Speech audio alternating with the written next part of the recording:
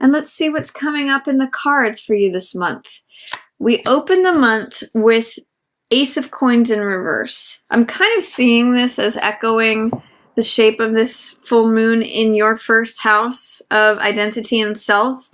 And Ace of Coins means the beginning of something new in our physical, tangible world. It's a gift that's being given to us from the universe. And it's an invitation to step into this new life, this new garden, this new lifestyle. So I see an offer being made to you as we open March, but there may be, because it's in reverse, there may be some fear, doubt, or resistance on your part, Virgo, towards receiving it. It may be saying, here's this new thing that you can receive and take and have and own, something that's of value, something that is essentially a gift. But when it's in reverse, and with it being an ace, it's a new beginning, but with it being in reverse, it's saying that you may not be ready for it. It may be in delay. You may have some resistance or some trepidation towards receiving this thing. It may feel like there is some, whatever it is, there's some fear, doubt, or resistance that needs to be cleared away for you to be able to receive this thing that is being handed or offered to you, Virgo. Let's see what else is coming up. I'm going to put that in reverse because that's how it was. What else is coming up for you? Six of Coins in reverse. This is usually about giving and receiving in balance. There may be something that feels out of balance. Six of Coins, as you can see, that has got this scale. And it's usually about feeling like what you give comes back to you, or that the efforts that you're putting out are being compensated fairly, that there is a equality in terms of what's being put out versus what's being received. I'm seeing here in some ways that there may be a sense of that you have a sense of fear, doubt, concern that if you give out that you may not get it back, or that if you receive this thing that you don't necessarily want to.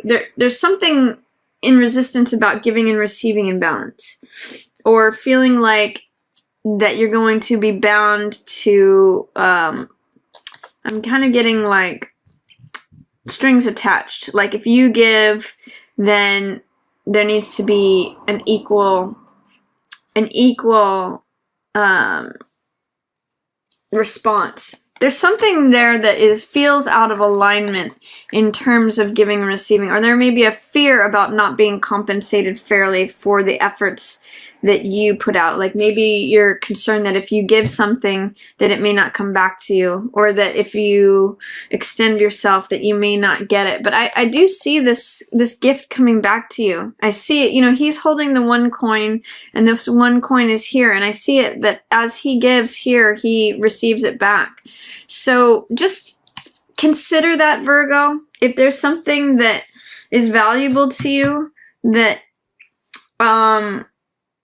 you are either receiving or giving, this really represents that this can happen with fairness, with equality. It can really be a new valuable gift to you, but you really have to remove any fears, doubts, or resistance to equal give and take, is what I'm seeing. As you open up to the idea of equal give and take, you can receive more. So that's what we open the month with for you, Virgo. Let's see what else is coming out. Yeah, Empress. It puts you in a position, once you deal with and remove, and this may have to do with something from your past, Virgo, where you gave and gave and gave and gave and didn't get things back. But once you remove whatever fear, doubt, or resistance you have to this, you actually receive this new gift, and you end up in a place of great abundance, great satisfaction, great love. Empress is the person who has it all. She is satisfied, she is abundant, she's prosperous, everything grows around her. She works very well with Ace of Coins energy. It's all about the garden. Everything grows, everything flourishes, everything is abundant, it's sort of like all the trees are bearing fruit. So whatever it is in terms of your fear, doubt, or resistance about even exchange, maybe having given too much in the past and not received back, I see that at the beginning of March or sometime within March, you really show up here as prosperous, abundant, satisfied, flourishing. You know, you have Empress energy with you. It's also sensually satisfied. It's everything that you want. Everything comes to you. Everything flourishes. So allow that in, Virgo, by removing, dealing with, even just confronting what it is that you have in terms of fears of giving out value or receiving something valuable. There's some things to unpack here, but I see you as putting yourself in a nice place of prosperity, abundance, and receiving, really, Virgo. This is a card of receiving, and it means just leaning back and receiving what the world wants to give to you. This gift, this new beginning. It could be new money, it could be new possession, it could be new asset, it could just be something of value. Anything, this coin rarely represents just something of value. And when I see Empress in the upright, it tells me that you are going to work through this and just receive it. And just be in a place of supreme satisfaction, abundance, prosperity, flourishing, you know, being satisfied. So that's some interesting energy starting off March for you, Virgo. There may be some balancing out in terms of giving and receiving, or your feelings towards that, your perception of that, working through past fears, doubts, resistance about that. But I see you dealing with it and putting yourself in a place to receive and feeling very satisfied, very abundant, very prosperous, very, you know, on top of everything. There does seem to be some conflict or some competition here. Five of Wands is a very Mars card. It's got a lot of fire energy to it. Sometimes it represents petty conflicts or like bickering or arguments or just like, you know, things. I think of it as like a ball of string that needs to be untangled. Sometimes that's what Five of Wands feels like. But whenever I see this card, and it also, by the way, represents competition, like you fighting over something, you know, being at odds with someone else to win the battle or win the prize, you know, the Ace of Coins here, or the other people are fighting over you. But whenever I look at this card, I always am reminded that it's sometimes called playing versus fighting. So this could be like open aggression, warfare, Mars energy, or it could just be playfulness. This could be flirtation. This could be like sparks. You know, fire energy can be either constructive or destructive. It can be either entertaining or it can be, you know, just tear things down. Excuse me. So whenever I see this card, there's really the opportunity to look at something as playing versus fighting. Are you going to use this energy as playfulness, or are you going to use it as aggression? Both of those things can come out here. And it's a great card of flirtation. It's a card of competition. But whenever I see it, I think of, you know, kids playing. And that's really the high interpretation of this card, or the high side of this card is playfulness versus that open warfare. So try to, when you see this card, there's a Buddhist saying that I often see when I see this card, it says, enjoy your problems. You know, if there's problems, just laugh at it, or just, you know, go through and say, you know, you can kind of have a sense of humor about things, and you can kind of keep it light. So that's coming up too. Let's see what else is coming up for you, Virgo. Okay, looks like 8 of Wands in reverse. That's a delay in communication. Interesting. Let's see what else is coming up. It also may be things that are happening swiftly under the surface, but it's not, you're not seeing things necessarily going swiftly. That's kind of hidden from you. Both of these cards are cards of swiftness, Knight of Swords and 8 of Wands. So 8 of Wands is a card about things being 80 to 90% lined up, things happening quickly. I think of a water pot that is heating up, and you don't necessarily see that it's about to boil, but it is at this point. But in the reverse, it says, you know, there could be a lack of communication. There could be a lack of clear communication with Knight of Swords being in reverse. Or there could be something happening under the surface in reverse that is not seen to you, that's happening quickly, but it's being kind of put in delay, or that you're not conscious of the fact that things are happening quickly. You may not be communicating your truth. Eight of Wands is a delay in communication or a suppression of communication. So I'm going to encourage you, Virgo, towards the middle of the month. Is there something that you're delaying communicating? Or is there something that you're not saying? Both of these cards in reverse speak to that. Knight of Swords in the upright, for example, charges through. He doesn't care what the consequences of his words are. He speaks the truth. He has courage. He sort of like slashes and burns anything. You know, he's got ultimate reliance upon his mental process, and he just goes for it. He doesn't really care about the consequence of his words. And that may be part of what's going on for you, is that you're afraid of the consequences of your words, the consequences of your communication. So you may be suppressing those or putting those in delay. But it could also be like that this is a communication that's mounting, that is approaching completion, and that you're getting ready to say it. So regardless, when this card appears in reverse, it says that sometimes there may be a lack of concern for other people's feelings with what is said. He can be very sharp, very cutting, and it could be that you are just taking some time to consider your words before saying something that takes you forward too quickly. There could be a concern or a fear of moving too quickly with both of these in reverse. There is King of Coins. That's you, Virgo. This is you being on top of your game. This is feeling at the middle of the month like you have finally arrived at your full self. This is having all your ducks lined up. You Virgos love that. Feeling like you have your house in order. Feeling like your finances are in order. I mean, look at both of these in line with one another. Really represent feeling on top of it. They're both on a throne. They both are very Taurus-centered cards. You can even see the Taurus's horns here, which means financial prosperity and abundance. You can see he's wearing even a robe of vineyards and grapes here that are fully blooming.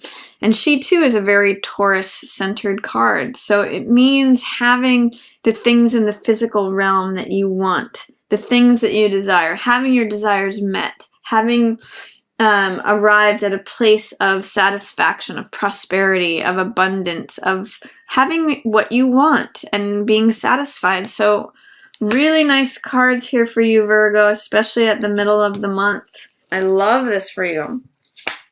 We have Three of Coins in reverse. So Three of Coins is usually a card about working on things in a group setting. Sometimes it can be three energy, so whatever that may mean to you, but it looks like that's in reverse. So it looks like you may be coming out of something that was a group. For some of you, it may be coming out of a third-party situation. For some of you, it may mean that you're not working in groups right now, that it's not featured for you, that a group project has stalled out, or that your focus may be spread in too many directions, or if it had been, that you may be coming out of that.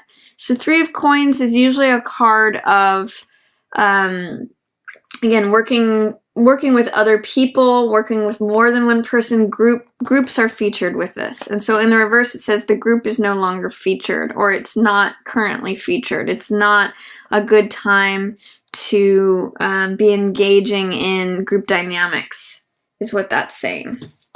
Let's see what else is going on here. It may be better to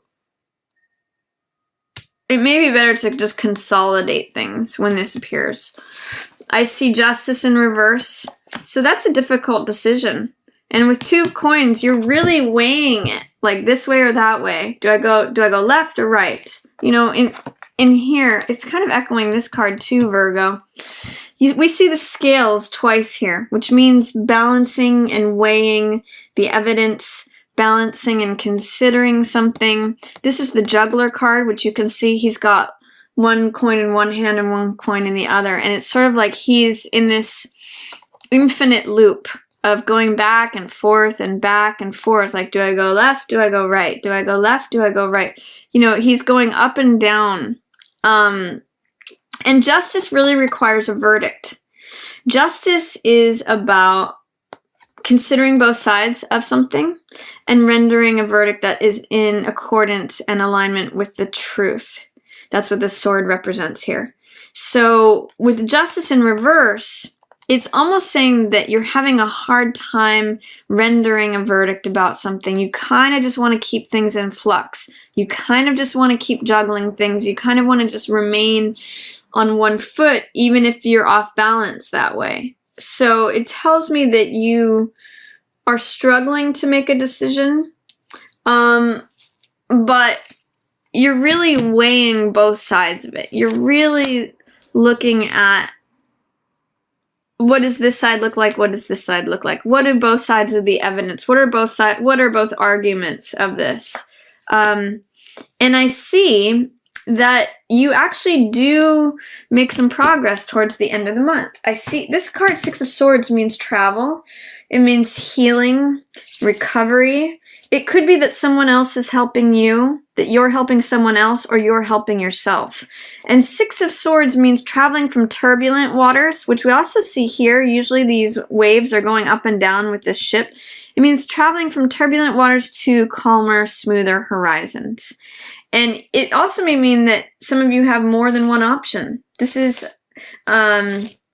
Seven of Cups, which means many options. It's a risk-taking card. So some of you may be going somewhere and taking a risk. I sometimes call this the Las Vegas card, which means like what you see may not necessarily be what you get. It can be a card of infatuation, but this card is really a very healing card, and it means going from somewhere difficult, somewhere that was charged waters, somewhere where there was a lot of turmoil or chaos, and going somewhere healing, going to a new horizon, a new land, a new place that feels like recovery, that feels like healing, that feels like you're packing up your burdens and going somewhere new where there's not these waves lapping at your boat. So I see, Virgo, that you're actually in a very good place in March, especially as it relates to prosperity, abundance, things that you own, things that you value, things that you treasure come easily to you this month, and you're being given a gift. If you can put yourself in a place of receiving to receive it. There may be some challenges or delays with communication at the middle of the month because you don't want things to go too fast. And there may be a decision towards the end of the month that you're having a hard time making because you're weighing both sides of it so much. But I do see you ultimately making a decision to move on to something, to go somewhere, to recover from something, to heal from something. But you may have a lot of deliberation. You may have to think a lot of things over. This is saying there's a lot of options. You can pretty much have anything you want, is what this card is telling me. But just make sure that you're clear in your thinking and your decision making when you're weighing these things. Make sure that you are in alignment with the truth, Virgo, that you do render a good verdict, and it will take you somewhere good.